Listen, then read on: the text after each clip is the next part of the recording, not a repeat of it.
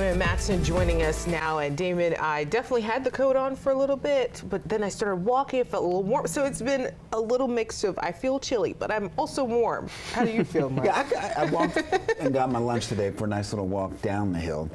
I could have used a jacket. Yeah. When you step outside, you feel the chill, but then obviously you get into those warmer pockets. It's almost like, oh man, where I didn't mind that chill. Yeah, it's the back and forth all the time here. But I think for the most part, well, we can definitely expect to feel more of that chill every time you step out the door. We're not going to see that warmth returning here anytime soon. And our camera looking out toward Roslyn on this very sunny late afternoon in the district, well, it's shaking a little bit here as we are also still dealing with some gustier winds. Yeah, anytime here in the spring and fall months, especially in the DMV, we are usually seeing these stretches of very windy conditions as fronts, different storm systems pass on through as we transition from the warmer season to the colder season or vice versa. And here you go. Those wind speeds are still at around 10 to 20 miles per hour coming out of the west, and those wind gusts are still approaching 25, if not even closer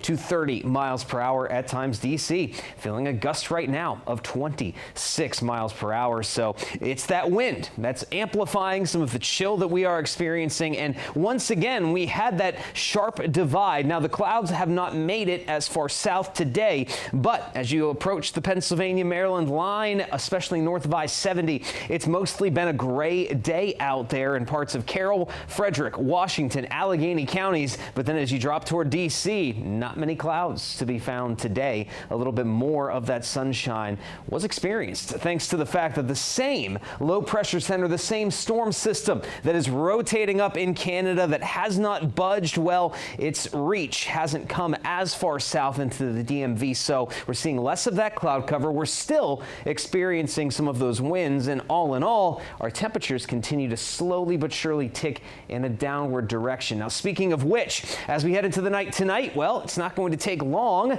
before we are pretty much all in the 40s. Now, once again, as is usually the case, we'll have that warmer bubble inside the Beltway in DC by tomorrow morning. We'll still be in the low 40s. Now, that is still downright chilly. Do not get me wrong, but it's going to be slightly warmer than just about everywhere else where those temps are going to fall into the 30s. And the farther west that you go, look at Hagerstown, looking back out toward even Cumberland and Woodstock there, it is more likely we see those lower 30s out toward the I-81 corridor. In between I-81, I-95, the mid-30s will be more than enough for that frost to develop in parts of Virginia, West Virginia, and Maryland. Now, as we head into the afternoon tomorrow, it's not going to warm up very much at all. We hold on to the chillier readings in the upper 50s, and those that see more sunshine will be in the lower 60s, and then we are right back to it again with Friday night being even colder for parts of the region, including DC. We could actually see temps finally dipping into the 30s, even